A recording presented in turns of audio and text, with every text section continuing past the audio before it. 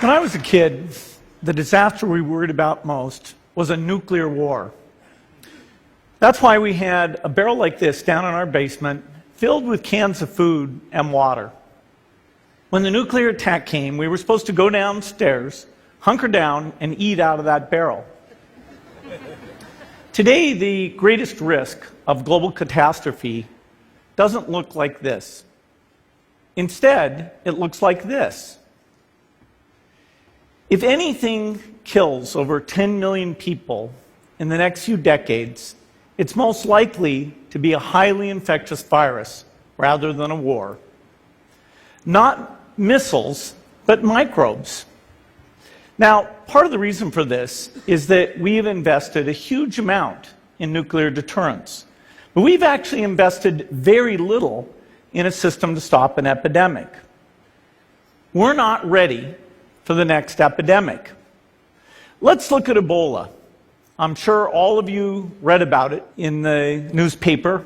Lots of tough challenges. I followed it carefully through the case analysis tools we use to track polio eradication. And as you look at what went on, the problem wasn't that there was a system that didn't work well enough. The problem was that we didn't have a system at all. In fact, there are some pretty obvious key missing pieces. We didn't have a group of epidemiologists ready to go who would have gone, seen what the disease was, see how far it had spread. The case reports came in on paper. It was very delayed before they were put online, and they were extremely inaccurate. We didn't have a medical team ready to go. We didn't have a way of preparing people. Now, Médecins Sans Frontières did a great job orchestrating volunteers, but even so, we were far slower than we should have been getting the thousands of workers into these countries.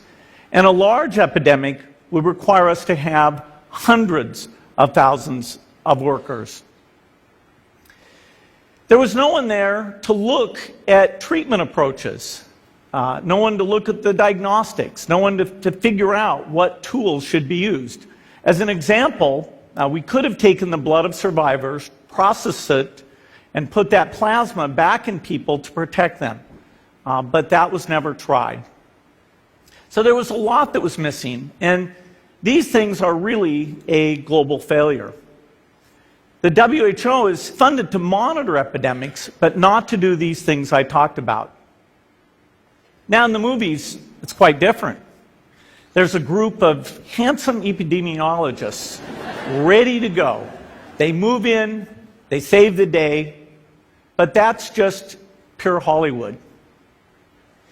The failure to prepare could allow the next epidemic to be dramatically more devastating than Ebola.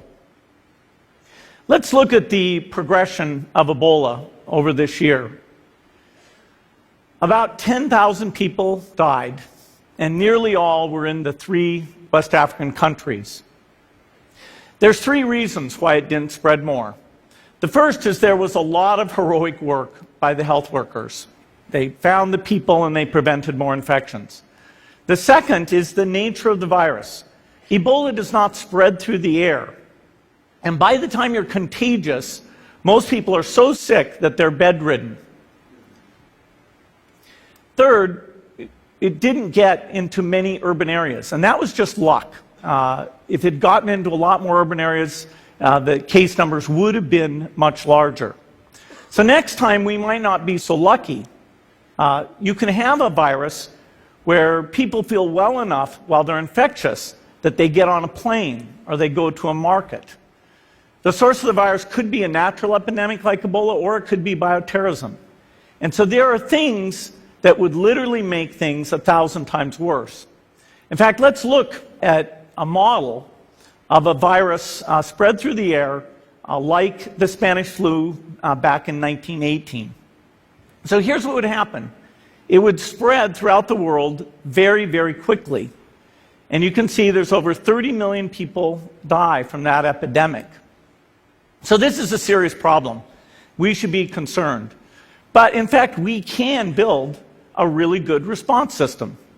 We have the benefits of all the science and technology that we talk about here. We've got cell phones to get information from the public and get information out to them. We have satellite maps where we can see where people are and where they're moving. We have advances in biology that should dramatically change the turnaround time to look at a pathogen and be able to make drugs and vaccines that fit for that pathogen. So we can have tools, but those tools need to be put into an overall global health system, and we need preparedness. The best lessons, I think, on how to get prepared are, again, what we do for war. For soldiers, we have full-time waiting to go.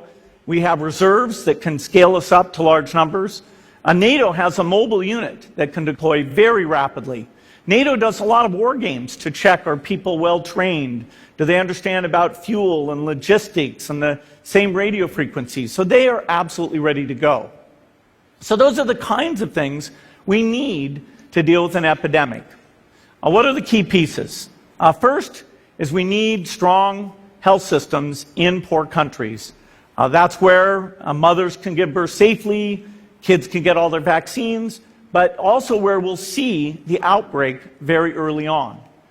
We need a medical reserve corps, lots of people who've got the training and background who are ready to go with the expertise. And then we need to pair those medical people with the military, taking advantage of the military's ability to move fast, do logistics, and secure areas. We need to do simulations, germ games, not war games, so that we see where the holes are. The last time a germ game was done in the United States was back in 2001, and it didn't go so well. So far, the score is germs 1, people 0. Finally, we need lots of advanced R&D in areas of vaccines and diagnostics. There are some big breakthroughs, like the adeno-associated virus, that could work very, very quickly. Now, I don't have an exact budget for what this would cost, but I'm quite sure it's very modest compared to the potential harm. The World Bank estimates that if we have a worldwide flu epidemic, global wealth will go down by over $3 trillion, and we'd have millions and millions of deaths. These investments offer significant benefits beyond just being ready for the epidemic. The primary health care, the R&D, those things would reduce global health equity and make the world more just as well as more safe. So I think this should absolutely be a priority. There's no need to panic. We don't have to hoard cans of spaghetti or go down into the basement. But we need to get going because time is not on our side. In fact, if there's one positive thing that can come out of the Ebola epidemic, it's that it can serve as an early warning, a wake-up call to get ready. If we start now, we can be ready for the next epidemic. Thank you.